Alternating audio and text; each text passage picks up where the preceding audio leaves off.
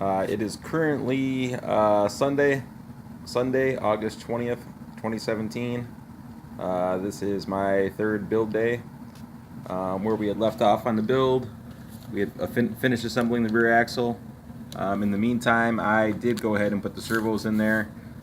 They wanted you to do this way back in the manual, and I just figured I would do it since I kind of was at that point where I thought they should be in there.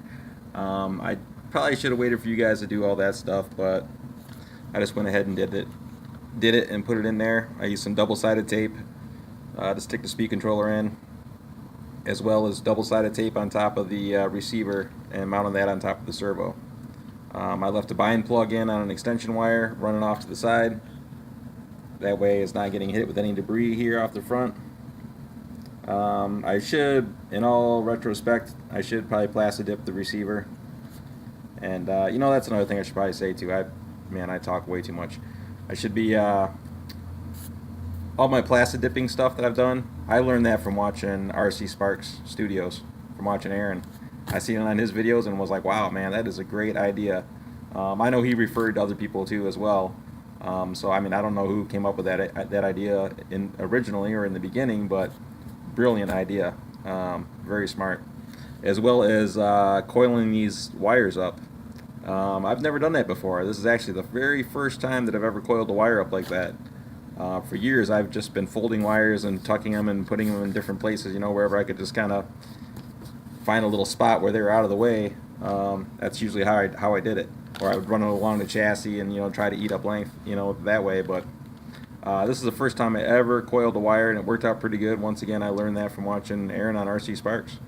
I did it again over here on this servo. Oops, there we go. Just testing that servo for strength and rigidity.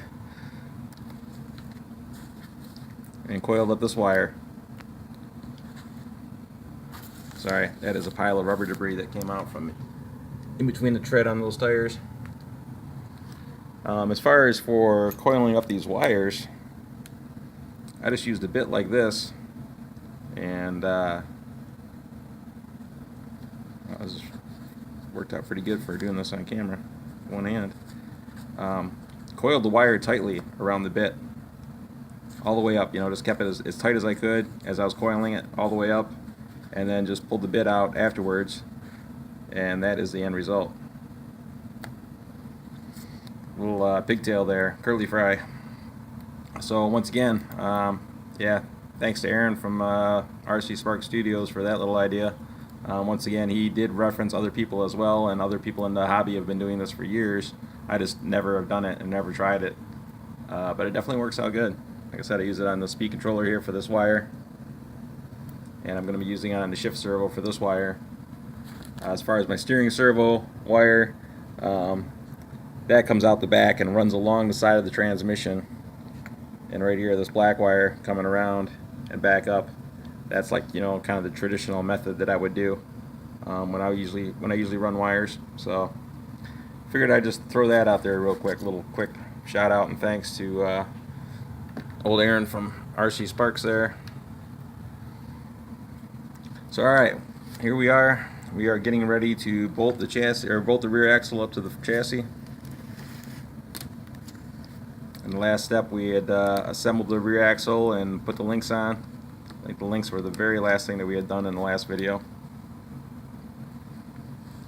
So on this page, we'll get right down to it. We need two M3 25mm screws. And I already preemptively pulled out all the screws, stuck them to this magnet. They say you need two of those, but they don't mention, once again, they don't mention these other screws that have this smooth shank on them all the way up to the top. They don't mention those.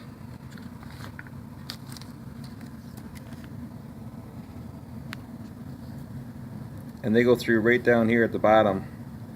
That's why they have that smooth shank on them, to slide through that upper mount for the lower trailing arms.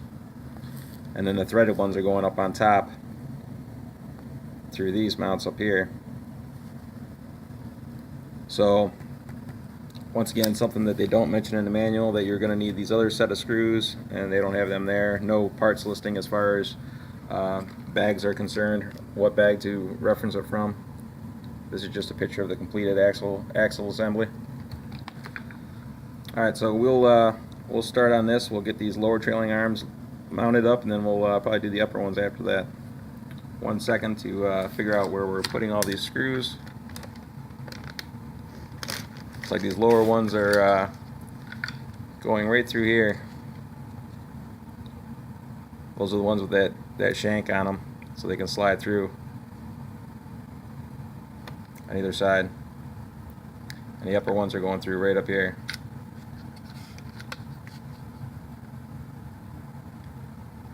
Alright, so let's get to installing these.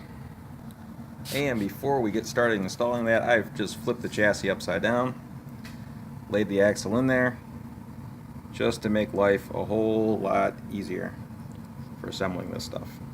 So I'm going to go ahead and throw these screws in on the sides and these guys in down here, which are coming in from the outside in. Threaded screw, one that has the smooth shank on it. One more second here, one more second. And one more quick thing to mention before you get too carried away tightening these down, you do have to connect up your rear drive shaft in the meantime, or in between time. I just jacked it up like this and separated it and connected it.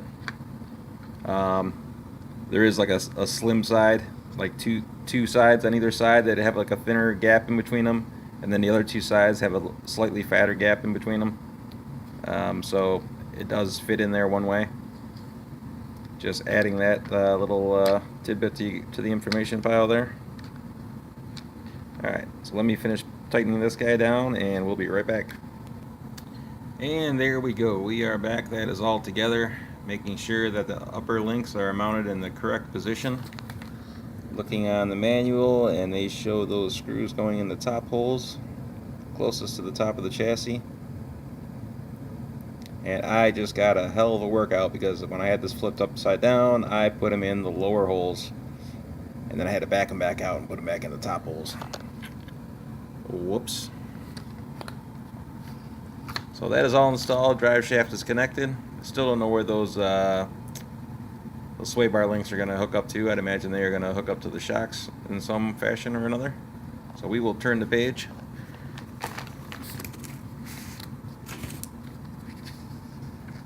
Page D10 to page D11.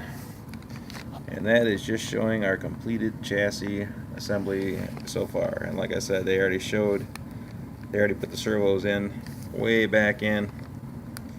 And then I just went ahead and did the exact same thing, starting with my speed controller, figured out which way I wanted to mount that, you know, as far as where my battery wires are coming from and where everything else is going, and then put the receiver in afterwards. Ending up with that little mess there, which we just showed at the beginning. So that step is complete, and we are moving on to shocks. Bag E1, that means that we are done with the D-bags. These are all of our D parts, or were all of our D parts. So we need to find bag E1 times 2. So we're going to be repeating this process. One moment for that. I should probably wipe this mess of rubber off the table. That was another thing I was going to point out. Scattered brain Jim. All these tires had this big groove of rubber running right down the middle, so I just kind of pinched a tire like that and pulled the rubber out from inside it. So I can fetch this tire over here. It probably still has rubber on the inside of it because I haven't touched this tire at all. Oh, there goes my Loctite. Let's pick that up.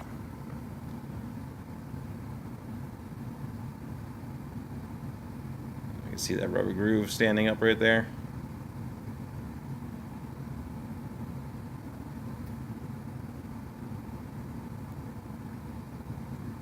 Maybe not, but there is a little rubber flap there for sure.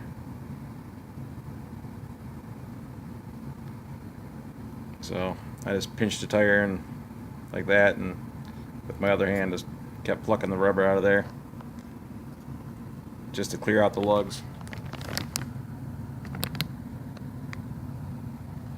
That's another thing too about tires. I know we're doing suspensions and stuff. Here's another just an example of square tire. You can basically see the square shape just on the molding itself. And like pushing in on something, it's yeah, it is biting, but it's still relatively square across the top. Versus this Proline Super Swamper, it is dirty, but it is rounded across the top. It doesn't have that square edge there. You can obviously tell that it looks relatively flat in this gap from this point to this point. Whereas this one is not. It's rounded over.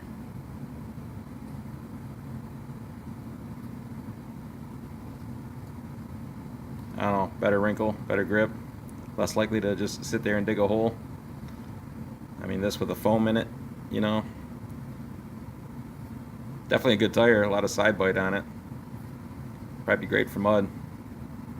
I messed around with those rims too. I painted one rim blue just to match these sort of for the spare tire hanging off the back, because these tires are going to be going on this truck. These are the Proline 1.9 XLs. And these tires, I painted one of these wheels red,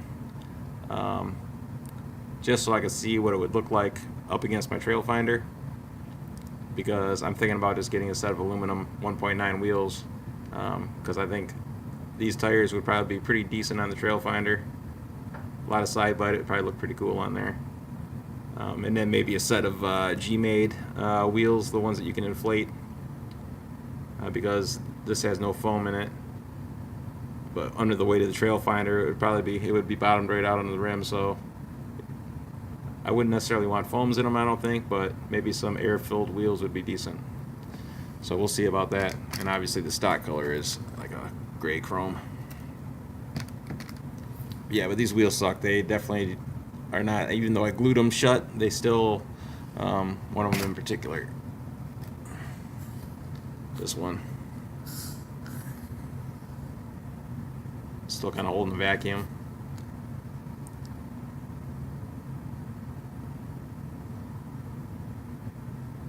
So yeah, these wheels suck. You definitely, if you're gonna use those wheels, you'll have to glue your tires to the wheels in order to get a good seal out of them.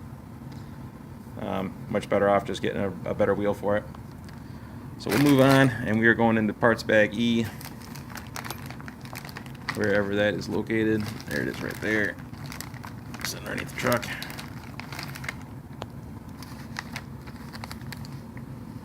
Alright, we'll start finding some parts here.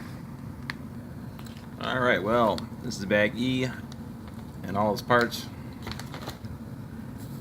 Bag E1, which is the parts that we are looking for. The threaded tops for the shocks and the pistons. Bag E2 contains the shock tubes.